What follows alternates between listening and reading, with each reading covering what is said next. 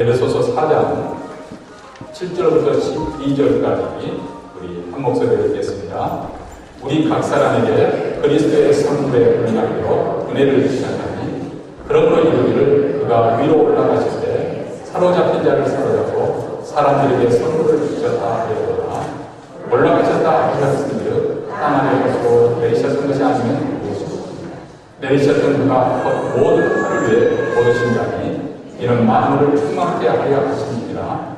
그가 혹은 사도로 혹은 선지자로 혹은 복음 전하는 자로 혹은 목사와 교사로 주셨으니 이는 성도를 온전케 하며 봉사 일을 하게 하며 그리스도의 몸을 세우려 하십니다. 아멘.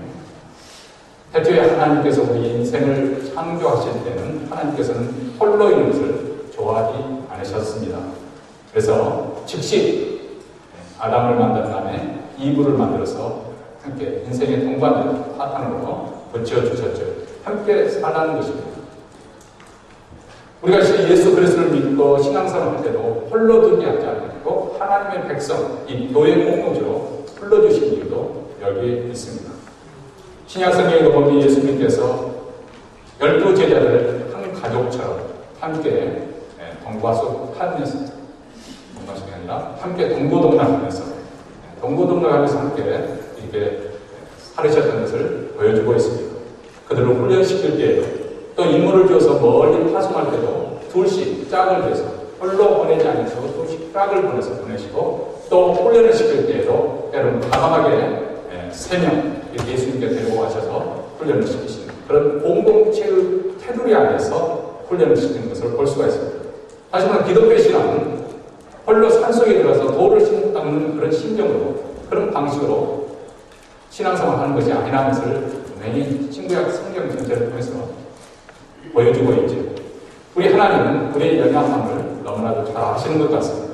그래서 우리로 하여금 항상 건강한 관계 속에서 서로 지탱해주고 서로 돌봐주고 내가 약할 때는 상대방의 말을 붙잡아주고 또 상대방이 어려움에 처했을 때 내가 다시 이렇게 붙잡아줄 수 있는 그런 공동체 관계 속에서 물론 여기에는 나보다 더 잘난 사람도 있겠죠. 사회적으로 성공한 사람도 있고 잘 배운 사람도 있을 거고 또 이 중에는 또 우리보다 더 못한 어려운 불우한 환경 속에서 잘하시는 그런 분들도 계시고 또 연로한 분도 계시고 아주 어린 어린이들 함께 다 모여서 하나의 공동체를 위해서 함께 살아가는 것. 이게 바로 성경에서 가르치는 중요한 주제이기도 합니다. 우리는 이것을 통해서 세 가지로 정리해 볼 수가 있어요. 우리 인간은 누구나 혼자 살 만큼 충분히 강하지 않다는 것입니다. 우리 모두 서로의 도움이 필요하다는 것입니다. 어려울 때 꼭 물질적인 도움만을 이야기하는 거 아니죠. 사랑이 필요합니다. 위로와 격려가 필요합니다. 눈물이 필요합니다. 제가 어느 날 이렇게 집에 들어갔을 때 방송에서 홀로 사시는 분, 깊은 산속에서 홀로 사시는 분의 그분의 하루하루 일상생활에서 촬영하면서 흥미진진하게 제가 지켜본 적이 있습니다.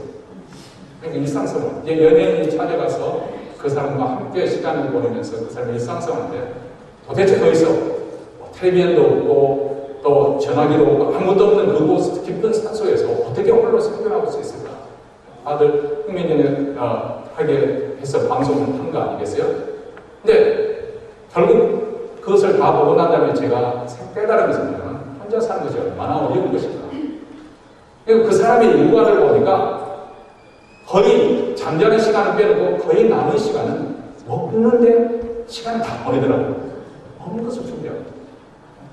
물론 기본적인 쌀 같은 것은 뭐 사가지고 오고 그러겠지만은 하여간 생존을 하는데 모든 시간을 다 보내는 참화가 가서 농사를 짓고 또 뭐 자기 스스로 요리를 하고 그 모든 과정 아침을 먹고 나면 점심 준비를 하고 점심 먹으면 하루 종일 그 일만 하고 있는 거죠. 여러분 우리가 하루 세 끼 먹는다는 것이 그렇게 만만치 않다는 거 금방 알 수가 있습니다. 내가 농사를 지어서 내가 그것을 방아를 키워가지고 내가 해준다고 하면 상상이 되겠어요. 고기를 먹고 싶은데 내가 직접 돼지를 잡든 소를 잡든 내가 직접 다 그것을 일을 치워야 된다고 생각해요. 아니 그것을 키워야 된다고 생각해요. 얼마나 힘든 것입니다. 우리 인생은 혼자 살 만큼 그렇게 충분하게 강한 존재가 아니라는 것을 금방 알 수가 있습니다. 두 번째는 우리 가운데 그 누구도 혼자서 신앙생활을 될 만큼 그렇게 성숙한 그런 혹여라도 있겠습니다만 대부분 그렇지 못하죠. 잠언 27장 7절에 보면 철이 철을 날카롭게 하는 것 같이 사람이 그 친구의 얼굴을 빛나게 한다. 그렇게 말합니다. 하여튼 공동체 속에서 우리가 서로 그 모난 부분을 깎아가면서 서로 훈련을 받게 하면서 우리를 성숙케 한다는 것입니다. 우리가 친구가 필요한 이유가 바로 그런 있다는 거예요. 혼자 덕분자분들 잘나가는 것처럼 그렇게 살게 하지 않고 하나님께서 하나님의 공동체를 통해서 그런 공동체 생활 속에서 여러분이 목장에 들어서 정말 서로 마음이 맞지 않고 때로는 마음이 맞지 않을 때도 있잖아요. 성격이 맞지가 않을 때도 있고 나이도 취향이 다를 때도 있습니다. 네, 그런 가운데서 참으로 인내하면서 용서하면서 사랑으로 섬기는 가운데 내 인격이 성숙하게 되어진 거죠. 바로 사랑을 연습하는 것이고 성김을 연습하는 것이고 그래서 우리 신앙의 인격과 신앙이 성숙의 열매를 맺히게 하는 바로 공동체 생활입니다. 그것보다도 우리는 교회 공동체라는 생활을 통해서 하나님의 영광을 세상에 증거할 수가 있습니다. 여러분 우리가 잘 아는 것처럼 하나님은 삼위일체 하나님이라 그렇게 되었습니다. 성부 하나님, 성자 하나님, 성령 하나님. 근데 하나님께서 왜 아담을 지으시거나 완벽하게 지으신 후에도 사람이 홀로 독취하는 것이 선하지 못하다, 좋지 못하다 그렇게 하셨을까? 여러분 그것에 대해서 생각해 보신 적 있습니까? 하나님 보시기에 좋은 그런 작품, 최고의 작품으로 우리 인생을 지으셨는데 왜 홀로 있는 것이 선하지 못하다고 그렇게 말씀하시는 것입니다. 그것은 하나님께서 우리 인생을 지으신 목적이 있지 않습니까? 소요리 문답의 열과 첫 번째 질문이 인생의 본문이 무엇이냐? 하나님께서 왜 우리 인생을 만드셨냐? 그 목적이 무엇이냐? 그것이 무엇입니까? 하나님을 영화롭게 하고 그리고 그분을 영원토록 즐거워하는 것. 그것이 바로 우리 인생의 본문이고 또 우리 삶의 존재 목적이라는 것입니다. 그러나 하나님을 영화롭게 하는 방법이 여러 가지가 있겠습니다만 특별히 우리가 예배를 드려서 하나님께 영광을 돌려드리면 가장 중요한 것은 하나님의 존재 방식을 세상에 드러내는 것. 이것처럼 중요한 것 없어요. 우주 자연만으로도 하나님의 능력과 신성을 나타냄으로써 하나님께 영광을 돌려드립니다. 근데 우리 인간만이 할 수 있는 아주 독특한 하나님께 영광 돌리는 방식이 있는데 그것은 바로 하나님의 존재 방식을 드러내는 거예요. 그러면 하나님의 존재가 어떻게 존재 방식이 존재하시는 것인가? 존재 방식은 무엇인가? 삼위일체 하나님이라는 거기에서 보면은 성부 하나님, 성자 하나님, 성령 하나님 세 인격의 하나님이 사람으로 연합해서 하나됨을 이룬다는 것입니다. 하나됨. 사람으로 연합해서 하나됨을 완전한 하나를 이루는 이 하나됨을 통해서 우리는 하나님 가장 최고의 영광을 돌려드릴 수가 있는데 혼자서 이것을 이룰 수가 있습니까? 이룰 수가 없어요. 그래서 부인을 주고 또 교회 성도를 주고 직장 동료를 주는 것입니다. 그 가운데서 우리가 서로 용서하고 용납하고 이해하고 받아들이고 그래서 사랑으로 연합하면서 하나됨을 이루는 것입니다. 하나님의 존재 방식을 나타내는 겁니다. 하나님의 존재 방식은 우리 하나님은 복수형으로도 존재하시지만 한수형으로 존재하는데 그 존재 방식을 어떻게 그 다양함 속에서 일치를 가져오는 그런 모습을 통해서 우리는 강력하게 하나님의 존재를 드러낼 수 있는 것이죠. 교회가 이 세상에 가장 강력한 메시지는 무엇이냐? 바로 우리 각자가 다 다양함에도 불구하고 그런 가운데서 주님의 삶 가운데 일치를 이루고 하나님의 불러주신 그 부르심으로 함께 나아가는 그 모습을 통해서 세상 사람들은 당신들은 바로 하나님의 백성들이다. 예수님의 제자들이다. 그렇게 말을 해준다는 것입니다. 바로 이 공동체 하나님의 영광이 나타나는 유일한 방법이 바로 이 일치, 하나됨입니다. 그런 면에서 신앙이 좋다는 사람은 어떤 사람인가? 공동체 생활을 잘하는 사람입니다. 물론 성경 공부를 잘 해야 되겠죠. 기도를 깊게 해야 되겠죠. 그렇지만 그것 자체만 가지고는 신앙생활을 잘한다고 말하기 어렵다 그 말이죠. 성경 지식이 많고 기도를 많이 해도 원하는 성격 때문에 많은 사람들을 힘들게 하고 상처를 받는다면 그 사람은 결코 신앙생활을 잘하고 있는 것은 아닐 것입니다. 또 봉사를 많이 하는 건 신앙생활이 좋다고 그렇게 간접적이 어렵습니다. 물론 신앙이 좋으면 하나님을 잘 섬기고 교회를 섬기고 성도들 잘 섬길 것입니다. 이웃을 잘 섬길 것입니다. 그러나 봉사를 잘한다 해서 꼭 신앙이 좋은가 하면 꼭 그렇지는 않다는 것이죠. 결국 그 사람의 신앙의 깊이와 인격의 성숙은 어디서 나타나는가? 다른 사람과의 관계, 즉 공동체의 생활 속에서 나타나는 것입니다. 사도 바울 이후에 교회에서 가장 위대한 복음 전도자로 불리는 영국 설교자 조지 이틀드라는 분이 계십니다. 제가 이분을 가장 존경하는 목사님인데 오래전 사람이죠. 미국의 제2차 영적 각성, 대각성을 운동을 일으켰을 때 조나단 에드워드에 함께 엄청난 영향을 끼쳤던 사람이 이분이신데요.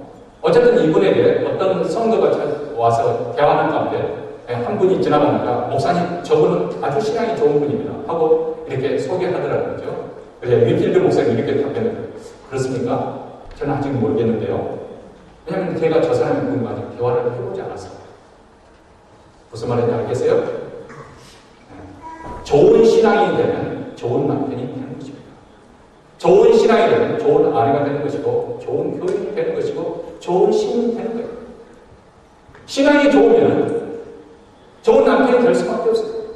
그 부인의 입에서 어떤 말이 나온 것을 확인해보기 전까지는 내가 그분이 신앙이 좋다고 단정하기 어려운데 저기 있는데 목사님 말씀은 무엇입니까? 한 공동체 안에서 다른 사람과 조화를 이루면서 살아가는 건 쉬운 일은 아닙니다. 그 모습 통해서 자신의 신앙의 성수가 드러날 수 있다는 것입니다. 그래서 사도 바울은 교회를 함께 지어가는 하나님의 성전으로 또 모든 지체도 영납된 그리스도의 몸으로 우리 교회 공동체를 비유하고 있습니다. 우리 모두 하나님의 교회라는 공동체의 속에 있습니다. 하나님의 성전을 서로 긴밀하게 연결해서 주 안에서 하나님의 성전이 지금 지어져 올라가고 있습니다.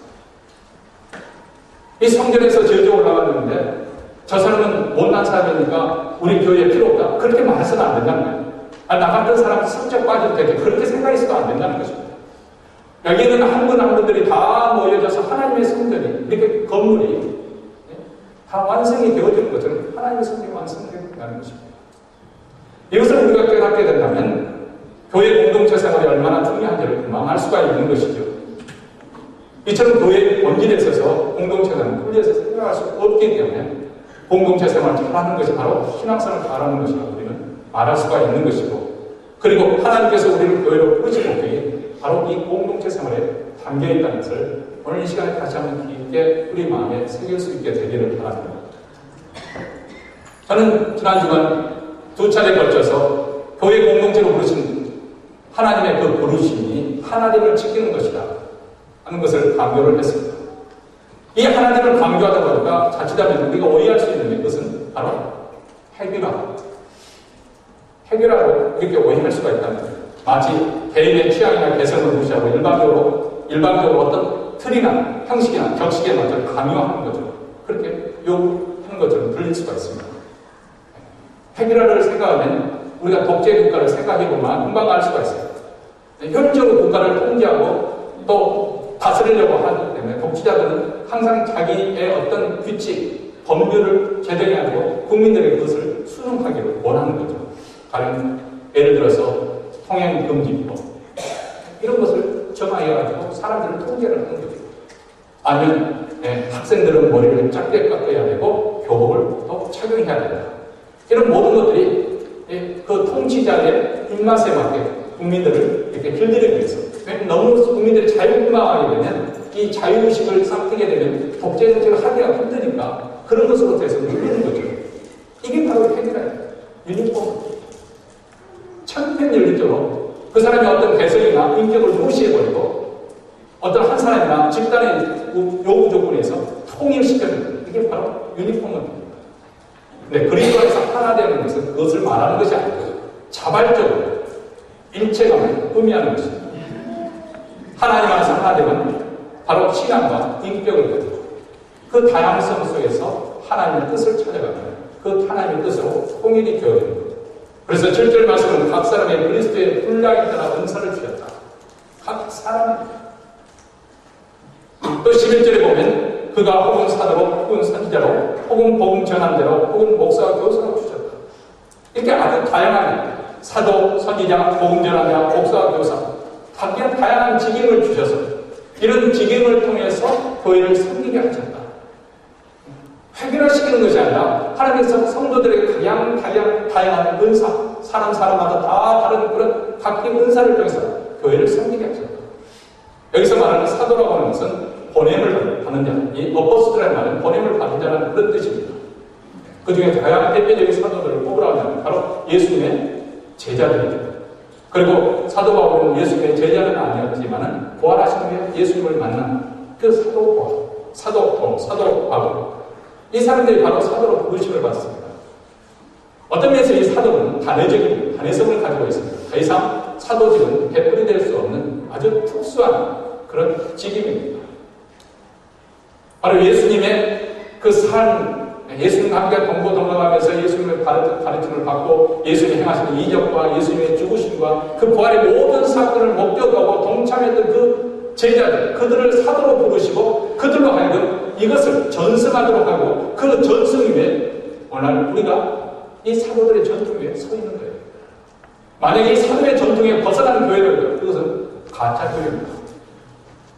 바로 사도들만이, 오히려 사도들만이 예수님의 죽으심과 부활에서 정확하게 그것이 무엇을 의미하는 것인지 우리에게 해석을 해주고 그 사도 바울의 증언에 의해서 이 신약교회는 굳게 서 있는 것이죠. 그런 의미에서 보면 사도직은 다시 베풀이 될 수 없는 직함입니다.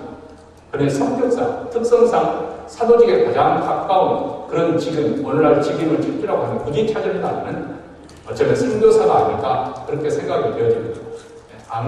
그 믿는 자가 교회가 세우지 않는 곳에 가서 정말 불모지, 영적인 그런 대적이, 영적으로 악한 영이 대적하는 그런 곳에 가서 교회를 세우는 그 선교사님이야말로 바로 사도직에 가장 가까운 특성을 가졌다 그렇게 생각이 되어집니다. 두 번째로는 선지자, 예언자라고 하는데 이 예언자라고 하는 것은 쉽게 얘기하면 하나님의 말씀을 대언하는 사람, 대변해서 말씀을 전하는 사람입니다. 이것을 우리가 잘못 생각하면 우리는 항상 예언자라는 말이 뭐 어떤 뜻으로 해석이 되면 점쟁이 가면은 쪽집게를 딱 안위를 찝어가지고 이야기 들은 사람을 그렇게 생각을 합니다. 물론 안일에 대해서 통찰 있게 보여주고 그것에 대해서 경고하고 준비하게 하는 것이 예언자, 이 선지자의 중요한 일 중에 한 분이긴 하지만 한 역할이긴 하지만 그것이 선지자의 근본적인 부르심으로 설명할 수는 없는 것입니다. 선지자는 무엇이냐? 그것은 바로 하나님의 말씀을 대신 전합니다. 하나님의 말씀. 오늘날 이 일에 가장 근접한 그런 사역이 있다고 하면 아마도 말씀 사역, 그중에 특히 설교의 기능이 그럴 것이라고 생각합니다. 설교는 바로 하나님의 뜻을 밝히 드러내는 거죠. 성경에 기록된 하나님의 뜻이 오늘날 이 시대에 어떤 뜻인가 그것을 적절성을 가지고 그것을 적용시킬 수 있도록 해주는 일, 이게 바로 설교의 역할입니다. 그래서 그들로 하여금 하나님의 뜻에 벗어나지 않도록 잘못된 길로 빠지지 않도록 그것을 머리를 예방시켜주고 잘못된 것을 책망하게 하고 다시 돌이키게 하고 그리고 바른 길로 진리의 길로 계속하게 하는 겁니다. 이것이 바로 선지자의 사명이고 오늘날 설교의 기능이라고 생각이 되어집니다. 그 다음에 복음 전환자가 있다. 복음 전환자는 당연히 안 믿는 사람이 가서 복음을 전파하고 그들로 하여금 예수님을 믿도록 돕는 그런 은사를 가진 사람들을 이야기합니다. 복음 전자가 전도자 하면 가장 먼저 우리가 연상할 수 있는 분은 지금은 은퇴하십니다. 빌리그레 목사님인 것입니다. 이 빌리그레 목사님은 정말 대단한 복음 전하는 그런 은사를 가진 분입니다. 근데 그분의 설교를 들어보면 물론 분위기에 따라서 환경에 따라서 그때그때만 조금 메시지 틀은 달라지고 좀 수사적으로 좀 달라집니다만 그러나 메시지의 핵심은 아주 단순합니다. 아주 단순하고 쉽습니다. 그것은 무엇이냐면 우리 인생의 문제가 무엇이냐 그리고 이 세상의 문제의 근원이 무엇이냐 그것은 죄이고 그 문제를 해결할 수 있는 유일한 분이 바로 예수 그리스도입니다. 그분만이 문제의 해결되는 가장 핵심이라고 그분은 그 메시지를 가지고 지금까지 일생 동안 사역을 해왔습니다. 그래서 독일에 있는 어느 신학자가 예전에 참 이상하다고 어떻게 그런 쉬운 어린아이에게나 들을 수 있는 그런 메시지를 가지고 그 많은 사람들이 그 메시지를 듣고 그리고 메시지가 전화되고 난 다음에 예수 믿는 사람이 나오세요. 또 보면 빌리그레 목사님이 기도하고 있으면 그 많은 사람들이 앞으로 예수님을 믿겠다고 나오잖아요. 복음 전하는 은사를 탁월하게 은사예요. 아마 그것이 이제 위성 방송이 해서 그래서 그랬겠지만 제가 정확히 확인을 해보자 숫자를 해보자 그분이 일생 동안 복음을 증거하는 그 복음의 말씀을 들은 사람이 이 지구상에 한 20억 되는 인구가 그분의 말씀을 들었다고 하니까 예수님 이후에 지금까지 교회 사역에 가장 많은 사람의 복음을 전한 사람이 빌리그램 목사님일 것이다. 그렇게 생각이 되어집니다. 그 다음에 목사와 교사가 됐습니다. 여기 원어에 보면, 이 영성에 보면 목사와 교사 그 두 단어 앞에 pastor, teacher 그렇게 하지 않고 그 관사가 하나만 되어 있습니다. 그 말은 목사 따로 교사 따로가 아니라 목사이자 교사인 사람. 오늘날 목사의 역할이죠. 목사는 치리하는 장로이지만 또 강단을 해서 말씀을 증가하고 선포하고 또 가르치는 그런 교사의 역할을 합니다. 오늘 목사의 역할이 그렇다고 생각합니다. 어쨌든 하나님께서 이렇게 다양한 직임을 교회에 맡겨주시고 각자 사역의 내용도 다르습니다. 그런데 여기 보면 네 가지 직임 가운데 서로 그래도 공통되는 부분이 있어요. 공통되는 부분이 무엇일까? 이 네 가지 직임 하나로 묶을 수 있는 것이 무엇일까? 그것은 바로 전문 사역자로 불렀다는 것입니다. 오늘날에는 목사가 되기 위해서는 신학교에 가서 훈련을 받고 또 그런 과정을 거쳐서 이렇게 사역하고 세우는데 이렇게 풀타임으로 그 일을 위해서 전문적으로 종사하도록 그렇게 부르심을 받는 겁니다. 근데 이 일을 누가 세우셨는가? 자기가 안수해서 자기가 목사 되겠다고 하는 그런 세상에 우리가 살고 있습니다만 오늘 말씀 누가 세우셨다겠습니까? 우리 주님이 세우셨다. 주님이 친히 세우셨다. 이것을 가리켜서 우리는 유임했다. 그렇게 표현을 하는 거예요. 우리 주님의 일을 전문 사역자에게 맡기셔서 그 일을 담당하게 하고 책임지게 하시는 이 유임입니다. 그렇다면 하나님께서 왜 이 전문 사역자를 교회에 세워주셨나요? 물론 이 외에도 많은 은사를 가진 직임이 있겠지만 오늘 특별히 사도 바울이 이렇게 전문 사역자를 교회에 세우신 이유가 무엇인가? 그것이 바로 12절에 나와 있습니다. 우리 한 목소리 읽습니다. 이는 성도를 온전케 하며 봉사일을 하게 하며 그리스도의 몸을 세우려 하십니다. 목회자와 같이 전문 사역자에 맡기신 일이 무엇이라고 말씀하면 성도를 온전케 하며 봉사일을 하게 하며 그리스도의 몸, 교회를 세우게 하게 합니다. 이거 우리 한글 성경에는 이것이 잘 구별이 안 될 수가 있습니다만 영어 성경으로 다시 한번 보면 to prepare God's people for works of service so that the body of Christ may be built. 다시 말하면 여기 보면 목사의 몫이 있어요. 목사의 책임이 있습니다. 그것은 무엇입니까? 성도들을 준비시키는 거예요. 잘 준비시키는 거예요. 온전케 한다는 말은 그걸 바로 잘 어떻게 온전케 할 수 있어요? 말씀과 기도의 훈련을 통해서 그들로 하여금 성숙한 그리스도인이 되고 또 그리스도의 충성된 정병이 되면서 맡겨진 감당할 수 있을 만큼 그렇게 끌어올리는 일, 훈련시키는 일을 바로 전문 사역자들이 하나님께서 위임을 해주셨다는 것입니다. 그래서 그들로 하여금 잘 준비되어서 봉사의 일을 통해서 그리스도의 몸인 교회의 펑션, 그 기능을 잘 발휘해 갈 수 있도록 하는 그 일은 누가 합니까?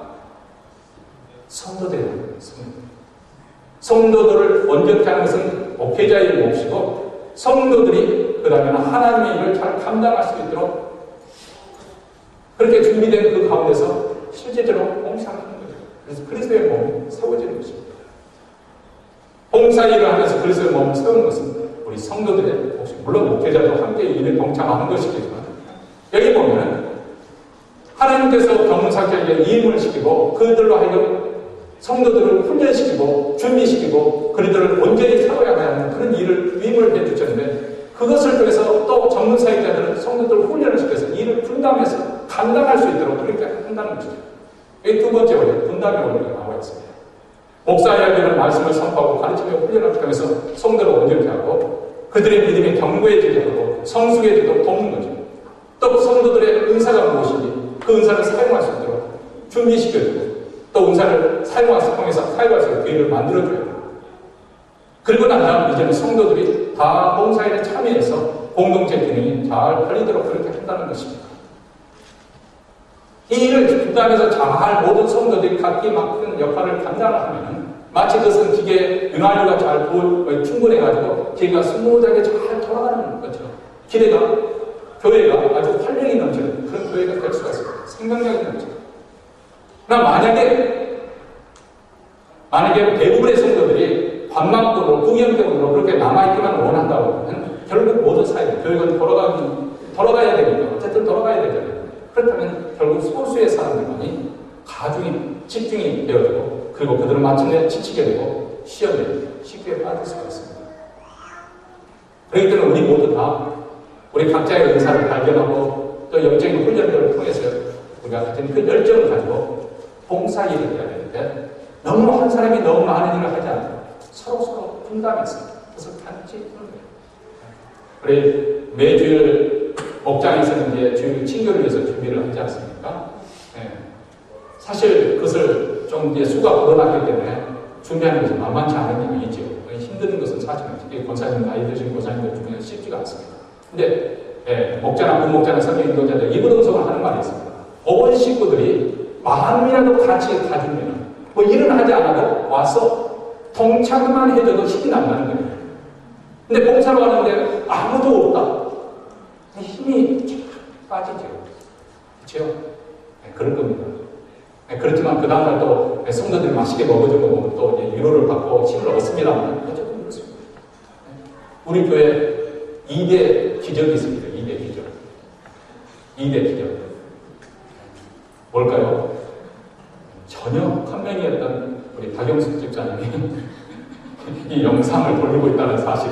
이게 첫째 기적이고 두 번째로는 우리 박영숙 집사님이 피아노 훈련을 받아가지고 새벽마다 또 일부에 반주를 해주고 있는데 아주 입맛에 맞게 점점 처음 할 때 이건 기적이다. 그 나이에 그 연세에 어떻게 그렇게 할 수 있을까? 물론 뒤에서 많이 두 분 또 노력해주지. 물론 이 두 분만 축에서 죄송합니다. 그 외에도 보이지 않게 알게 모르게 봉사하는 분들이 많이 계실 것이고 또 하나님께서 다 그분들 아시고 계시고 상급이 있을 거라고 믿기 때문에 다 언급을 할 수가 없습니다. 이렇게 서로 부족하지만 이 하나님의 일을 감당하겠다고 하는 사람들이 서로 일을 분담할 때 너무 과도하게 한두 사람이 위해서 쏠리지 않냐고 그 일을 분담할 때 교회는 넉넉하게 활기차게 재미있게 그리고 은혜롭게 감당할 수가 있어요.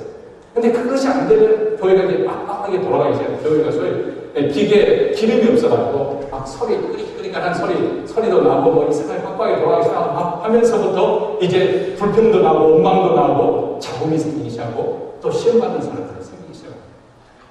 그래서 우리가 분담을 잘 해야 됩니다. 분담을 잘 배워줘야 또 한두 가지 봉사하고 있는데 우리가 예배에 집중할 수가 있어요. 너무 봉사에 분주해버리면 우리 마음 자체가 예배에 집중할 수가 없습니다. 그렇게 돼서는 안 됩니다. 세 번째 원리는 통일성의 원리입니다. 그리스도의 몸을 세우라는 거예요. 이 몸이라고 하는 것은 살아있는 유기적인 조직체를 말하는 것이죠. 죽어있는 조직이 아닙니다. 한 몸으로서 우리 모두가 다 연결되어 있다는 거예요. 오늘 그것을 16절에서 우리가 본문 읽지 않았지만 16절에 아주 기가 막히게 표현을 해줬습니다. 우리 16절 한번 같이 읽겠습니다. 시작. 그에게서 온몸이 각 마디를 통하여 보험을 이루고 연락하고 상합하여 각 지체의 분량으로 역사하여 그 몸을 자라게 하여 사람 안에서 스스로 세우는 거예요. 무슨 뜻인지 알 것도 같고 알쏭달쏭한 것 같아요. 쉬운 것 같은데도 좀 어려운 것 같기도 하고 다시 한번 살펴봅니다. 그에게서 그는 누구를 가리킵니까? 당연히 예수 그리스도를 말합니다. 예수 그리스도께서 신체로 만든 몸에 어디에 해당되는 머리에 해당되는 그런 뜻이 갖고 있다. 그리고 우리는 온몸, 이 몸의 각 지체, 각 마디 무엇을 말합니까? 교회와 성도들은 그리스도 몸의 지체가 되었다는 것입니다. 사도 바울은 모든 성도들이 한 사람도 빠지지 않고 다 그리스도의 몸에 지체가 되었다는 거예요. 영적으로 볼 때 신비롭게도 성령께서 우리를 그렇게 그리스도 몸에 쳐 붙여놨다는 거예요. 한 몸이 되었다는 거예요. 그래서 우리 몸에 피가 돌 때 몸으로 연결되는 마디마다 피가 비어나가지 않습니다. 피가 돌이 순환을 합니다. 그처럼 신령하기도 우리가 놀랍게도 그리스도의 몸을 그렇게 접받았다는 거예요. 그래서 몸의 기능을 하게 하는데 각 지체마다 그 기능을 잘 발휘하기 위해서 몸의 기능, 머리에서 지시하는 것을 잘 따라서 그 일을 이루어 나가는 거죠. 그래서 교회의 몸을 세워나가는 겁니다. 여기는 예외 없이 모두 다 서로 연결되고 붙잡아주고 기능을 발휘해야 된다는 것을 의미하고 있죠. 그래서 주님의 일을 감당하는데 이것이 바로 교회라는 거예요. 지금 조직이 아니에요. 사례는 유기체입니다. 각 지체가 받은 분량만큼, 받은 은혜만큼, 받은 은사만큼 자기 역할을 잘 감당할 때 살아있는 그런 건강한 교회가 되는 공동체가 되어지는 줄 믿습니다. 이런 역할을 감당하려면 각각 따로따로 놀아서는 안 되는 것이죠. 서로 연결되고 복잡하고 채워지면서 언제나 머물리고 여기에 바로 통일성이 있습니다. 왜냐하면 머리 대신 그리스도께서 주재하시고 또 인도하시고 지도하시고 또 이끌어 가시기 때문에 그 통일성을 이루고 따라가야 되는 거죠. 만약 머리가 우리 팔다리가 몸의 지시를 따르지 않는다고 생각을 해보세요. 어떤 일이 벌어질까요? 머리에서 생각을 해서 이렇게 말해야 하면 입에서 엉뚱한 말이 나왔어요. 어떤 일이 벌어지겠어요? 우리가 잘 아시는 스티븐 호킹이라는 아주 유명한 천체 물리학자가 있습니다. 이분은 우주의 기원과 생성, 역사 등을 알기 쉽게 풀어서 시간의 역사, 히스토리 오브 타임이라는 책을 써가지고 1988년에 출간했는데 1000만 권 이상 각국 그 언어로 번역돼서 팔렸다고 하니까 대단한, 그 책이 소설집도 아닌데도 불구하고 그렇게 많이 팔리는 건 대단한 거죠. 아주 유명한 물리학자입니다. 최근에는 좀 그분이 이제 맛이 가봤는지 어떤지 모르지만 하나님을 자꾸 부정하는 쪽으로, 하나님이 존재하지 않는 쪽으로 자꾸 발언을 해서 좀 속상하기는 하지만 어쨌든 세상은 그분의 탁월한 그런 그 재능을 인정을 해주고, 그래서 31세 어린 나이에 그 최연소 영국 왕립학회의 회원이 되었다고 하니까 아주 대단한, 세상에서 인정받는 분이죠. 근데 불행히도 이분이 21살에 1963년부터 서서히 전신이 마비돼가 유계력병을 앓고 있었습니다. 불치를 유계력, 제 친구분도 박사학위를 다 마치고 난 다음에 이 병을 앓고 8년을 앓다가 세상을 떠났습니다. 그렇기 때문에 제가 좀 더 이 병에 대해서 알고 있죠. 지금은, 전에는 이제 윌체어 타워에서 이렇게 세계 여행도 오고 그랬는데 지금은 이제 완전히 침대에 누워서 온몸에 신경 쓰고 다 죽어서 움직일 수가 없어요. 손가락 하나 움직일 수 없고 눈만 깜빡깜빡거리고. 근데 더 놀라운 것은 이 눈 깜빡거리는 것으로 그 특수 제작된 컴퓨터에 글씨를 써가지고 타자에서 책을 써내는 책을 만들어야 돼요. 근데 여러분, 제가 말씀드린 어제는 그분의 머리는 아유시라는 법문과는 그 이상 가는 그런 지성을 가지고 있어요. 탁월한 지성으로 세상 사람들이 인정을 받고 있습니다. 그런데 그 탁월한 머리의 통제를 전혀 받지 않은 몸에 지체가 있습니다. 어때요? 비극이죠. 네, 여러분, 이런 비극이 스티븐 호킹에만 일어나는 것이 아니라 오늘날 교회에서 흔히 볼 수 있는 모습이라는 것입니다. 모든 이름 위에 떠난 예수 그리스도가 우리 교회의 머리가 되십니다. 근데 교회에 그리스도의 영광이 나타나지 않고 있습니다. 여러분, 더 이상 우리는 그리스도를 볼 수가 없죠. 왜냐하면 그리스도께서는 죽은 지 4일 만에 부활하시고 하늘의 승천에서 하나님 보좌 우편에 지금도 앉아 계십니다. 지금도 보좌 위에서 막 우편에 앉아 계셔서 온 세상 만물을 왕으로서 다스리고 계십니다. 그리고 다시 오실 것입니다. 그렇지만 주님이 약속한 대로 내가 세상 떠나면서 결코 너희를 떠나지 않겠다 하시는 그 약속, 성령을 통해서 우리가 함께 하시고, 그렇기 때문에 우리는 비록 눈에 보이지는 않지만 성령을 통해서 그리스도께서 언제나 우리가 함께 하시는 것을 알고 있습니다. 근데 세상 사람들은 믿음이 없기 때문에 그것을 볼 수가 없어요. 근데 세상 사람들이 그리스도의 영광을 볼 수 있는 유일한 길은 무엇입니까? 그리스도의 몸인 교회를 통해서 보는 거예요. 우리 주님께서 한껏 승천하시면서 제자들을 통해서 교회를 이 땅에 남겨두셨어요. 우리는 세상의 교회를 통해서, 세상 사람들은 교회를 통해서 그리스도의 영광을 보는 것입니다. 근데 교회가 그리스도의 영광을 나타내는 가장 중요한 방법이 무엇인가? 핵심이 무엇인가? 그것은 바로 하나됨, 일치. 우리가 비록 다양한 백그라운드, 배경을 가지고 있고 다양한 취미, 다양한 취향, 사람마다 다 다르지 않습니까? 교육 유무도 다르고, 재산 유무도 다르고, 남녀 성별도 다르고, 나이 연령도 다르고, 다 다릅니다. 그런 다양성 속에서 어떻게 교회가 그리스도 안에서 하나됨을 이루면서 서로 사랑하고 연합해서 일치를 이루어 나가는 것입니다. 바로 세상은 이것을 보고 있다는 것입니다. 예수님께서 너희가 서로 사랑하면, 그러면 너희가 나의 제자가 되십니다. 세상 사람들이 볼 때 우리가 정말 사람으로 서로 하나가 되는 실천해 가는 것을 볼 때 너희들은 정말 진실한 예수님의 제자입니다. 그렇게 인정을 해준다는 거예요. 근데 우리가 서로 사랑하지 않고 파괴되고 망가지고 물어뜯고 헐뜯고 원망하고 그리고 각자 따로 놀기 시작하게 되면 그럼 세상 사람들로 말하는 겁니다. 너희들은 명칭은 교회라고 붙였지만 하나님의 교회가 아니라 다시 말하면 그리스도를 쫓아가는 제자들이 아니다. 그렇게 단정을 지을 것입니다.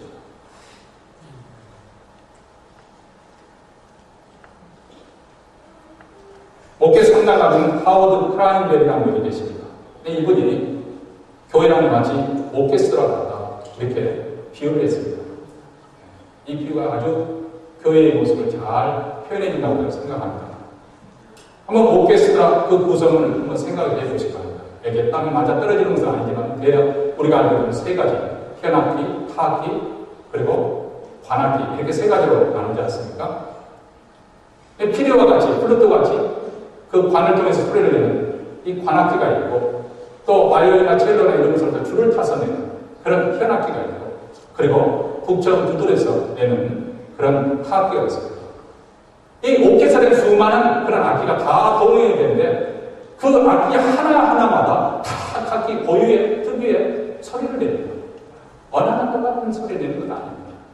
다 각기 그 악기의 특유의 소리를 내는 거죠. 그래서 여러분들이 이제 오케스트라 그 연주회가 시작되기 전에 들어가면 이제 연습할 때 낑낑대고 꽝꽝대고 퉁퉁대고 막 소리를 들 때 잡음이죠. 시끄럽죠. 그런데 일단 그 단위에 지휘자가 올라서서 지휘봉을 흔들기 시작합니다. 어떤 현상이 벌어집니까? 그렇게 각기 다른 소리, 다양한 소리를 가지고 각기 악기에서 울어버리는 소리에 서로 조화를 이루고 통일을 이루어서 장엄하게 아름다운 선율로 우리 사람들의 마음을 흔들어 놓지 않습니다. 그 지휘하는 지휘봉 하나에 의해서 완전히 통합이 이루어지고 통일이 이루어집니다. 교회는 이와 같다. 내가 나팔을 달 거니까 덕불장인 것처럼 소리를 크게 내거나 소리 내지 않을 때도 당연히 그렇게 돼서는 안 됩니다. 당장 그러면 지휘자가 제재를 할 것입니다. 악보에 따라서 내가 나오는 그 자리를 지키라고 말하는 것입니다. 교회도 마찬가지입니다. 교회도 여러 사람들이 함께 조화를 이루어서 내가 작은 부분은 작은 부분대로 큰 부분은 큰 부분대로 그것은 차이가 없이 우리가 다 조화를 이루어서 다양하게 그런 조화를 해서 일치를 이뤄나가는 이것이 바로 교회의 모습이라는 하나님이 원하시는 것은 바로 이것입니다. 화합을 위해서 일치를 이루는 것처럼 그렇게 작품을 만들어내야 되는 것입니다. 하나님께서 우리 각자에게 다양한 은사를 주신 것은 우리 자신을 앞세우고 우리 자신을 드러내고 영광을 차라고 그렇게 주신 것이 결코 아니라는 것입니다. 그리스도의 몸된 교회를 어떻게 해요? 세우기 위해서 세우기 위해서 주일마다 찬양대 쓰고 또 찬양팀이 찬양을 인도하고 안내하고 이런 모든 일들 다양하게 그런 사역을 통해서 그 일을 통해서 그리스도의 몸을 세우기 위해서 우리를 불러주신 것입니다. 이렇게 우리의 다양한 은사가 각기 다양한 은사가 다 모든 사람들이 쓰임을 받고 또 참여하게 되고 그렇게 될 때 교회는 더 은혜스러워지고 더 풍성해지고 더 부유해지는 거죠. 우리가 이것을 깨닫지 못하고 서로 비교하고 시기하고 자랑하는 그 교회는 은혜롭기로 가지 못하고 있는 것이죠.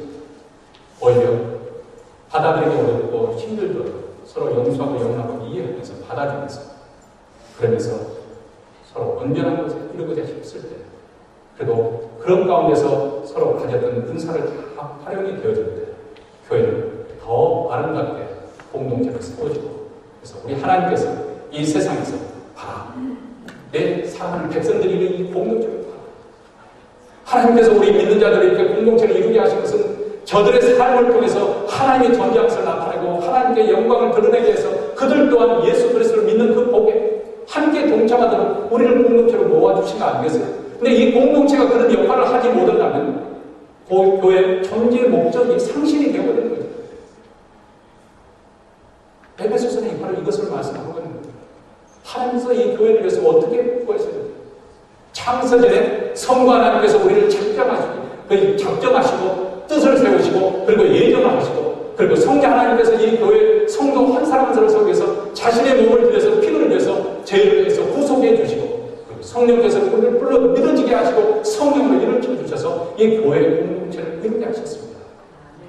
이렇게 하나님의 선하신 역사를 우리가 어떻게 응답해야 될까요? 그 부르심에 어떻게 응답을 해야 될까요? 그것은 바로 아름다운 하나님 백성의 공동체를 세우는 그 일로 응답해야 됩니다. 이것이 바로 우리의 부르심을 받는 겁니다. 우리가 이 교회에 있어야 될 이유이고 교회가 존재해야 될 이유이기도 합니다. 이 부르심에 함께 동참하는 우리 모두가 되시기를 주의 이름으로 축원합니다. 기도하겠습니다.